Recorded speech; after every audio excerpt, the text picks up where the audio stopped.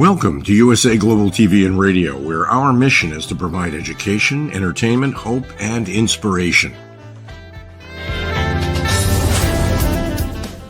USA Global TV and Radio connects you with experts and audiences all around the world every single day to help you succeed in business and to live a richer life. Visit us at usaglobaltv.com to learn about career and life-changing training and mentoring programs like the Listening Mentor. Subscribe to our newsletter to stay informed about our special programs and offers. Discover how you can become a guest on one of our shows or a host or producer of a USA Global TV and Radio show of your very own. That's USA Global TV and Radio, where the doctor is always in.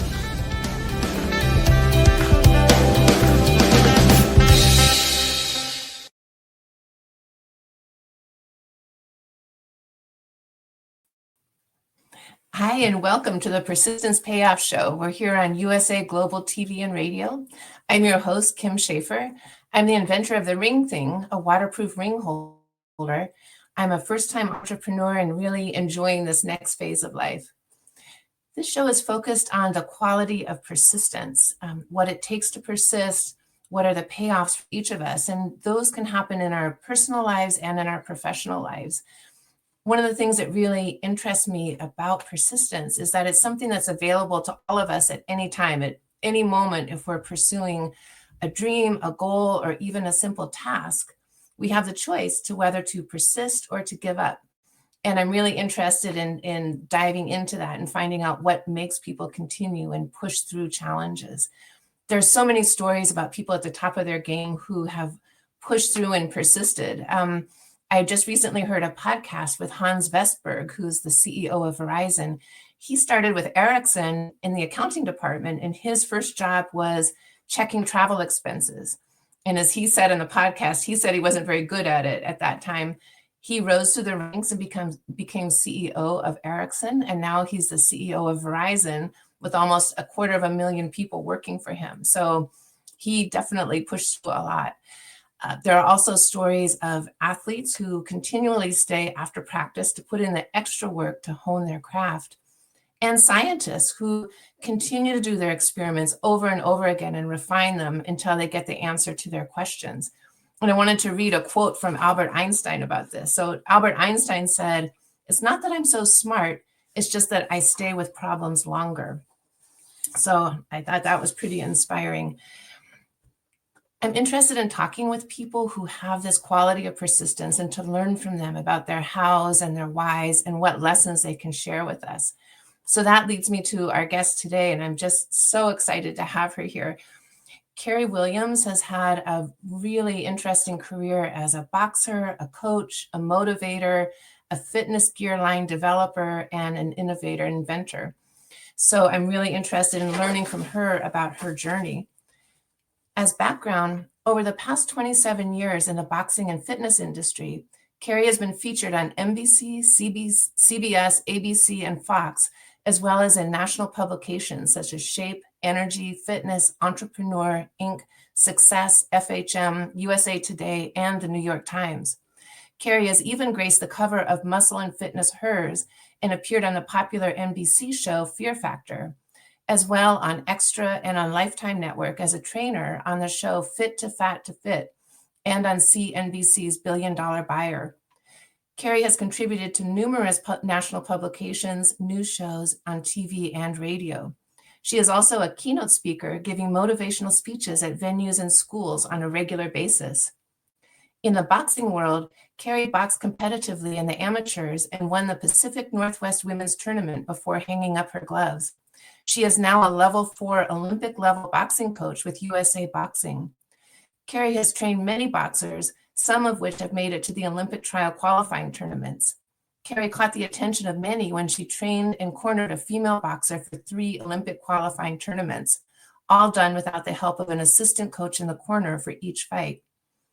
As a spokesperson for Everlast, Cary created a boxing class format for 24-hour group fitness called Everlast Shadowbox, and was a part of several print ad campaigns for Everlast.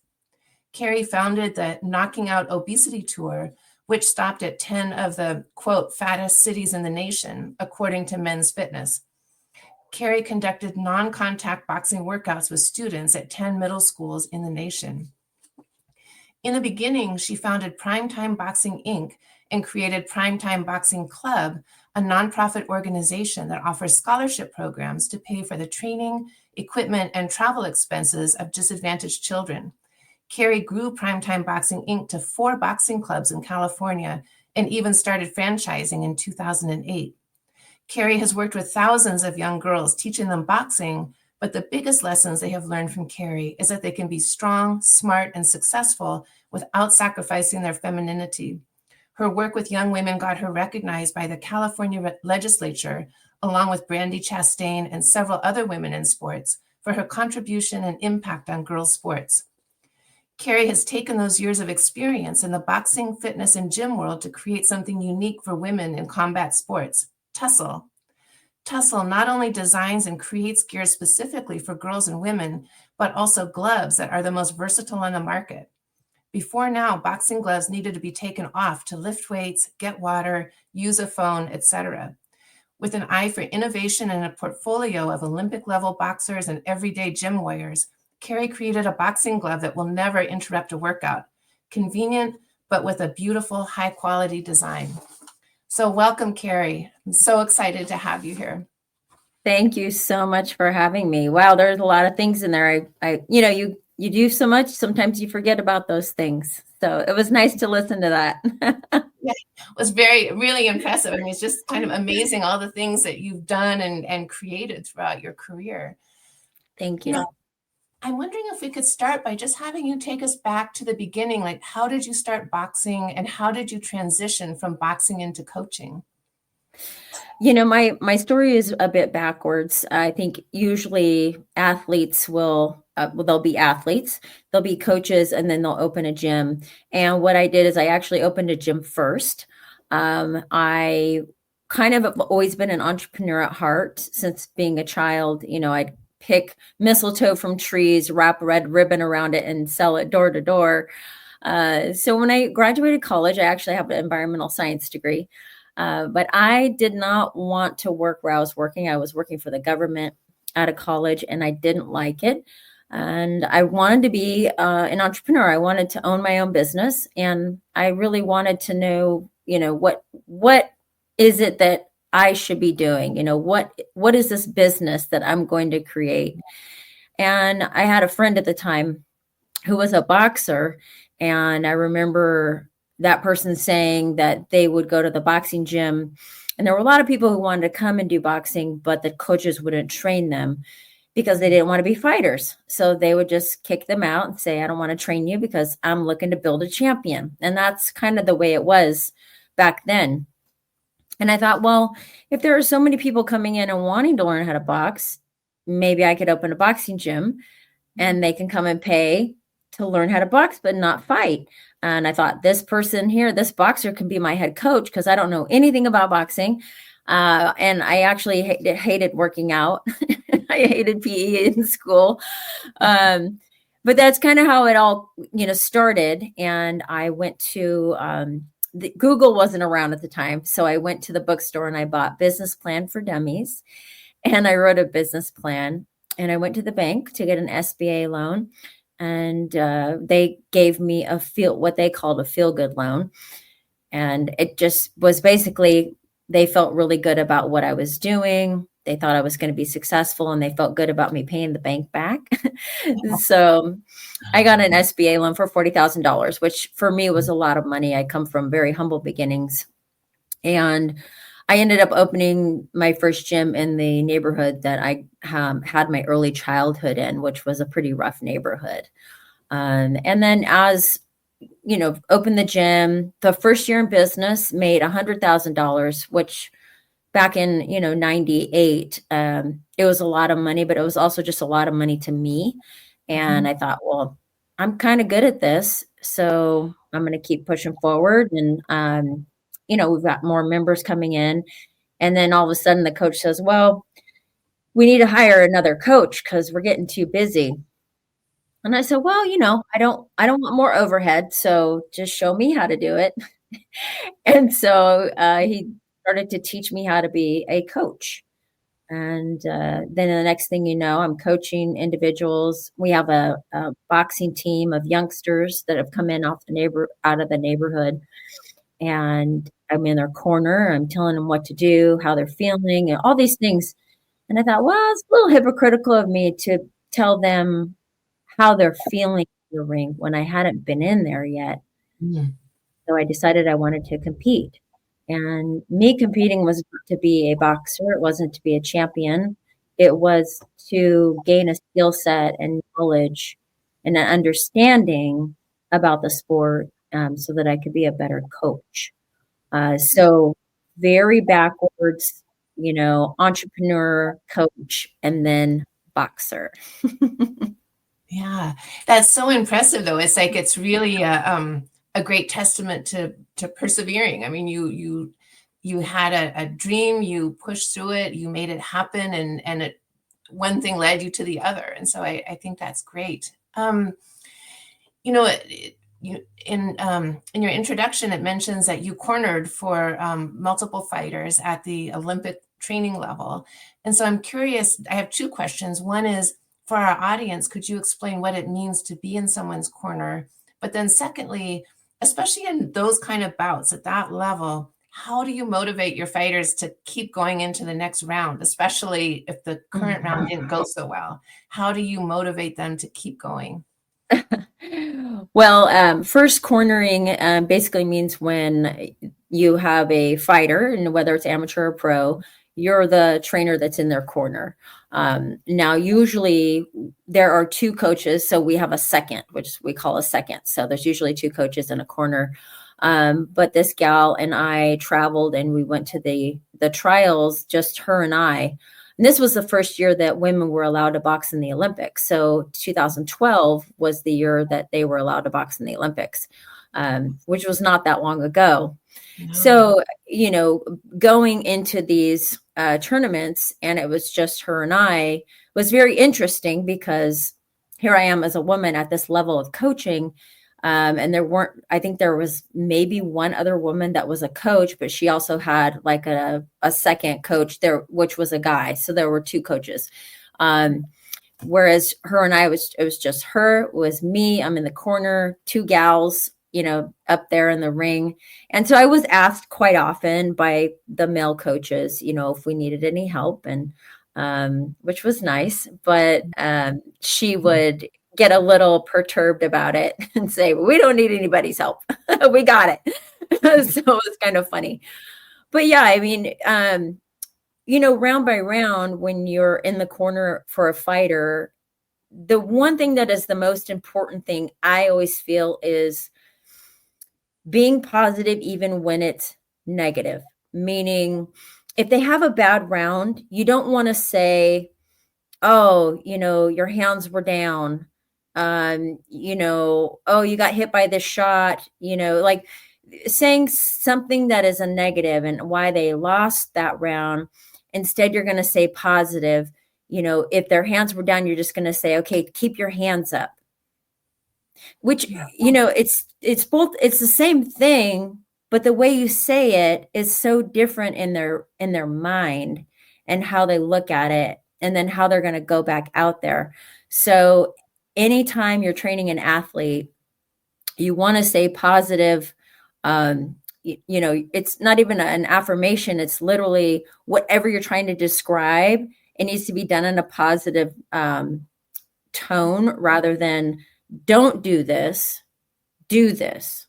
So don't, you don't want to use the word don't and use the word do. And that makes a really big difference.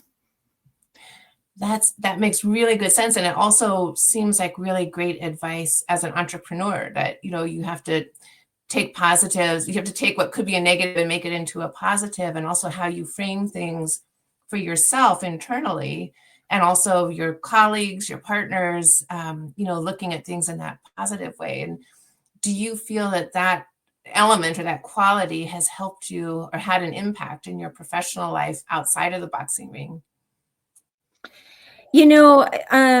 The thing that's interesting about me, and I had this question asked a lot, did boxing and what you've done with boxing or coaching impact you as an entrepreneur? And for me, it's almost kind of the opposite, because in my soul, I'm an entrepreneur. That's me as a person. And so what I've brought into my boxing is a lot of that.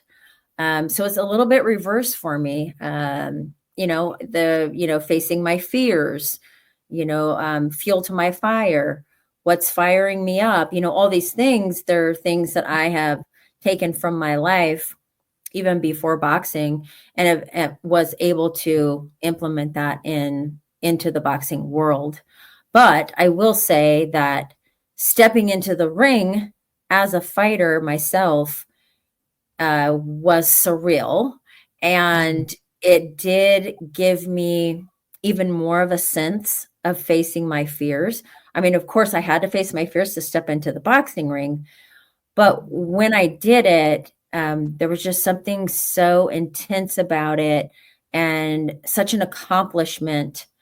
Because you're literally facing your fears. You're facing like a physical fear, somebody's punching you in the face. So it was a little bit different. It was real. It was, was not kind of, oh, well, face your fears. Like I can do anything I put my mind to. It wasn't abstract. It was just right there in your face. And so I think that did help me to, become a better entrepreneur as well. Yeah, that makes sense. And then from that world, and you've gone on to develop some wide-ranging programs, the Everlast Shadow Boxing program, the Primetime Boxing Club, Knocking Out Obesity. So what led you to go into that growth phase of, I want to go out from my single gym and expand? What was that process? I think what it was is that I was successful with that single unit. And I thought, well, I could open another one in the next city. And then I could open another one. And it just dawned on me that if I had more gyms, I could touch more people. One thing about owning a gym or gyms, and training individuals, or just owning the gyms and knowing that those people who are coming to your gym are probably making life changes. Boxing is a very intimate activity. And so when a boxer is, with their coach, they tend to, all their barriers come down. A lot of times people start boxing, and I'm talking about just the average person. They don't need to be a fighter. But a lot of times they'll come into the gym because they've had something traumatic happen in their life. They could have had a divorce, a death, anything, and they're just trying to find themselves. And it might be something they always wanted to do and they were scared to do it, and now is the time. So they're coming in, and it's just really, it's life-changing for a lot of people. And then when you look at that and you're experiencing that, you go, well, if I have another gym, I can touch double the amount of people. If I have a third gym, I can touch even more people. And so that's really what drove me to grow the gym chain. And then after that, which was not in my bio, but years after that, when I just had one gym left, there's a whole story in between all that. But I decided I wanted to certify trainers to teach boxing, because I had then one gym. And I thought, well, I'm making an impact on all of these people, but what if I can train trainers to do my program, teach them how to teach boxing, then they're touching this many people, and then that next coach is touching the same amount of people. And so it was like I could do this exponentially. And so I had created a B&B method, which is boxing and barbells, which is essentially how I came up with the innovative invention of my hybrid glove. So interesting. Isn't that neat? Like how one thing leads to the other. And as you're going through these developments and these journeys, what is your own inner self-talk? How do you talk? Do you use mantras or affirmations, or what is that process internally?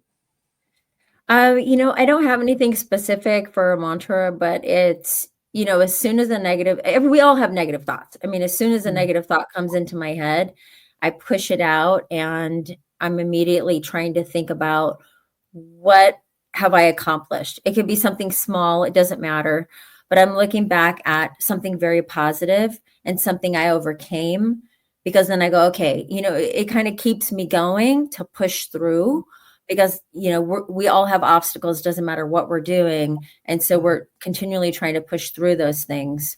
And if you can just look back at some things that you've accomplished, small or big, I think that really helps.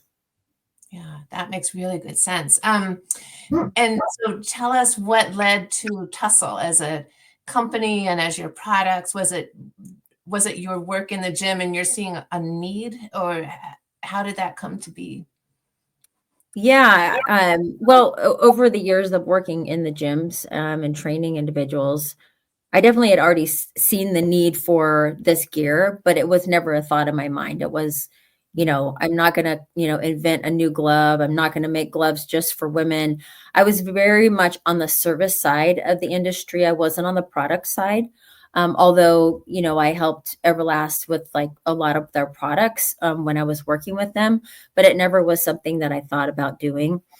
And the way that this all happened was it was literally only just over a year ago. I was at a fitness convention. I was presenting, but I also had a booth for my boxing certification. And I had already filed for a patent for my hybrid gloves with that boxing certification program. And I had a booth and I had, I was selling my program, but I had the gloves there. And a buyer from TJ Maxx approached me and asked if they could put in an order for my gloves. And I thought, wow, I could actually sell these on a bigger scale. And then it just, everything just started going through my head. And I thought, well, if I'm going to do product, I want to do it to where I can actually create product for girls and women, initially. We do have some stuff for guys, but like the whole soul of Tussle is creating gear that fits women well and also is made beautifully, because, there aren't a lot of options for us out there for combat sports gear. And so it just kind of came to mind like, well, I think I want to move into product. Also, my body was a little broken, not going to lie, about, with, all of the training I've done and even coaching. I mean, coaching is very physical. And I thought, well, I could do this, and then I don't have to be so physical anymore. I mean, I work out every day, but it's different than being a coach and a trainer. Yes. So that's how Tussle came about. And, I wanted to think of a name that it meant fighting, but it had a little bit of a feminine tone to it, kind of a cute, fun, name but also meant a scuffle. And then that was Tussle. Yeah. Oh, I like that. And now you're selling the gloves at Dick's Sporting Goods, I believe. We have a test order that went on their website just not even a week ago, and they're doing really well. And so, yeah, getting to the point of being able to do a test run on their website was a big endeavor. And it's something I've worked on since March of this year. So yeah, 8-9 months. So that there's a lesson in persistence right there, because I'm sure there were moments in that process when you thought, oh man, this isn't going to happen. But yeah. A lot of times. In those moments, like what propels you to persist? Like what in those, like with Dick's Sporting Goods, in the moments when you may have thought like, I don't know about this. What kept you going through it? I just kept telling myself that if I do something every single day toward my goal of getting my gloves into Dick's Sporting Goods, eventually it's going to happen. And so every day it was something, it was always doing something to get me there. I always feel like, you can think about what you want to be doing. You can have your goal set in your mind, but if you're not doing something every single day toward the goal, then it's much harder to get there, and you may never get there. But if you do keep going, eventually you're going to get there. And if I can tell myself that eventually I'm going to get there, as long as every day I'm putting something toward it, then I'm moving in the right direction.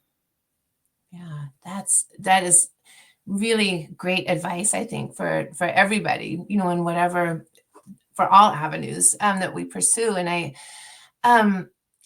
think through your coaching and mentoring and product development, you've interacted with thousands of people, and and through your speeches also. And it seems to me that for all of us, there's a point in anything that we're pursuing, whether it's a big goal or a small goal, where we reach a point where we have to make a decision. I'm good. It's difficult right now for whatever reason. I'm going to keep on, or I'm going to give up. And I'm curious to know, in your working with so many people, do you have any sense of the factors that impact that decision of which way someone's going to go? Are they going to persist, or are they going to give up on something? I feel like it's, if you look at their history, a lot of times you can kind of already tell what's going to be happening. Unfortunately, people do have patterns.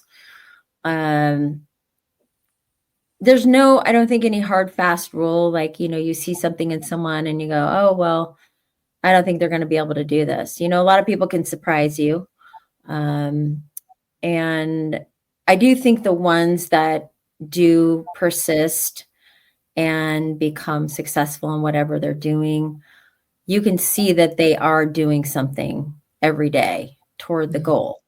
And they also have a lot of positive talk. So they're not allowing a lot of negativity in their head. And we're all in control of ourselves, which then can control everything externally. But first we have to use our brain, and we have to control the brain, not let it control us. And that's how we get the outcomes that we want. We have to first perceive things in order to make those things a reality. And so being able to have some sort of mind control over your own mind is a big factor. Mm-hmm. That's really great. It's a really great point. It's great advice. And in your motivational talks and in your work at schools, like with the knocking out obesity, and you worked with school children in 10 different cities, do you feel that, is there anything you take away from those interactions with kids that you think that we adults could benefit from when it comes to facing challenges and just keep on going? I will say that sometimes rose-colored glasses are great. And they don't have a lot of the fear that we have, because we get bombarded by so much, and we start to get really hardwired as adults as to what we're supposed to be scared of, or what have you. Where kids, they're not really like that. It's, I'm going to go and I'm going to try this, and they're very happy, and they're, smiling, and they just don't have all of the baggage that we start to get as adults. And I will say, going back to my very first gym I opened, I was 26 years old at the time, and I knew nothing about business. I didn't know anything about anything I was doing. I didn't know how to get a building. I didn't know how to do tenant improvements. I didn't know how to write a business plan, all these things. I didn't know how to grow a gym, do marketing. And for me, it felt really good. It felt really good to not know what was next, because I didn't know how hard it was going to be. And so sometimes ignorance is bliss. And, like now I've been an entrepreneur for so long, and I've had several companies. Now I know, like, as soon as I start a new one, I'm like, oh gosh, I know how much work it's going to be taking, So a lot of times I wish I could go back and just kind of wipe all of that and start over, and just not know what the work is going to entail, because then you just keep pushing forward. You don't think about how hard it is, because that's like a negative in your head. Right. So again, it comes down to, how do you control your mind? How do you keep your positive thoughts, and how do you go back and take those small little wins that you've had, or big wins, and just keep reflecting on it so that you can keep pushing forward. Yeah, that makes really good sense. And so now you've launched Tussle, and as a entrepreneur and inventor, I realize that there's limited things that you can say about the future and what you're working on, because you don't want to give away maybe too many secrets. But is there anything you can share about kind of what you're looking ahead to? Really right now, it's, I kind of look at what's right in front of me, which is the Dick's Sporting Goods partnership. And, my ultimate goal is to do really well on our test run and eventually get into, stores for a test, and then eventually get into all their stores with our entire line of equipment, not just our hybrid gloves. So really for me, that's my main focus. And, even though I come from the boxing world, the gear that we have is combat sports. It's fight fitness. So we have, shin guards and rashies, which is rash guards, headgears, sparring gloves, regular Velcro closure gloves. So, we're really encompassing, any of the fighters that are out there. And the hybrid gloves do get used a lot by gals who do MMA and Muay Thai boxing. So yeah, that's, really the goal is to continue to really take care of our female fight community. And I'm sure we do have some apparel, but we'll probably be getting a little bit more into apparel in the future. So yeah, I mean, that's kind of what the future holds. I don't have any new inventions right now. So we're just going to stay steady and continue to grow. Yeah.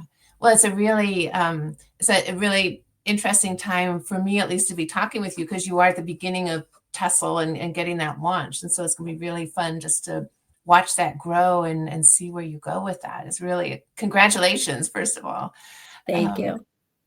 I wanted just to end with a couple of things. The first is, and some of this you've covered during our conversation, but if you were to talk to someone who's faced with a decision right now about, I'm going to give up on something or I'm going to persist through it, are there a couple of things that you would say to them? Well, first of all, is this, goal that you have you thought it all the way through? Is this something you really, really want to do? Because I feel like a lot of times if someone's not persistent with it, maybe that's not really what they want to do. So first, kind of looking at what is it, and is that where you want to be at? And then if that answer is yes, then again, it's, well, if you stop doing what you're doing now with all the time you've already spent on it, what if tomorrow was the breakthrough? What if tomorrow was where you reached that next level that pushes you to the next level? I feel like a lot of times there are individuals who could be very successful, and I feel like they give up right before something big happens. And I never want that to happen to me. And so that is another reason why I just continue to push every day. Yeah, that's great advice. Thank you for that. And as a quick follow-up, would you say that some of the breakthroughs that you've had, did they come as surprises to you, or were you kind of seeing them come down the pike? Or was it sort of, okay, Dick said yes, so we're in Dick's Sporting Goods? Never surprises, because every single day I'm doing something to get there. But what makes a lot of people discouraged is that when they're doing something every day, and they're not seeing any results, and it could be anything, it could be working out, doesn't matter, they tend to give up. But eventually something happens, and then you can look back and go, if I wouldn't have done those things every single day, this wouldn't be happening right now. So when something happens, whether it's big or small, and it's getting me to that next level, I can look back and go, oh, well, if I wouldn't have done these things, this wouldn't be happening right now. So never a surprise, but always always puts a smile on my face. Yes. Yeah. Oh, that's great. Great advice. Thank you for that. And can you tell us how people can connect with you individually and also with Tussle? Yes, my social media personally is cary.williams. My middle name's Lee, so CARYLAE Williams. And Tussle is Tussle Gear, so TUSSLEGEAR.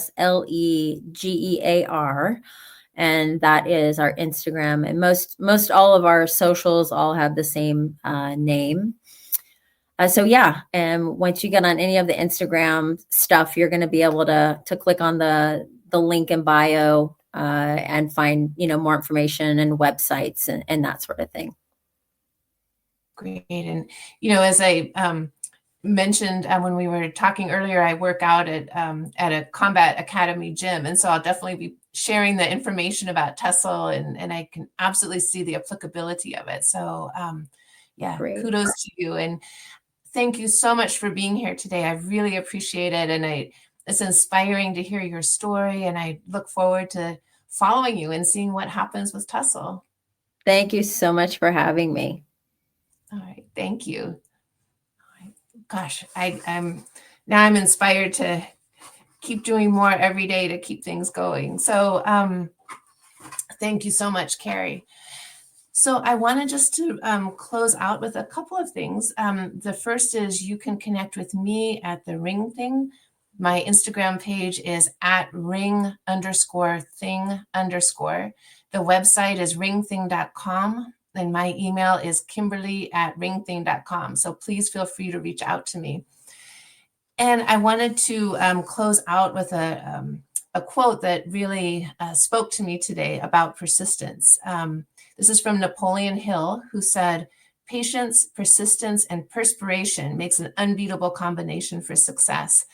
And I think that today in our conversation with Cary, we heard about each of those things. Patience, persistence, and perspiration have helped her succeed so far, and continuing with her great success. So thank you all so much for being here. I really appreciate it, and I look forward to seeing you next time.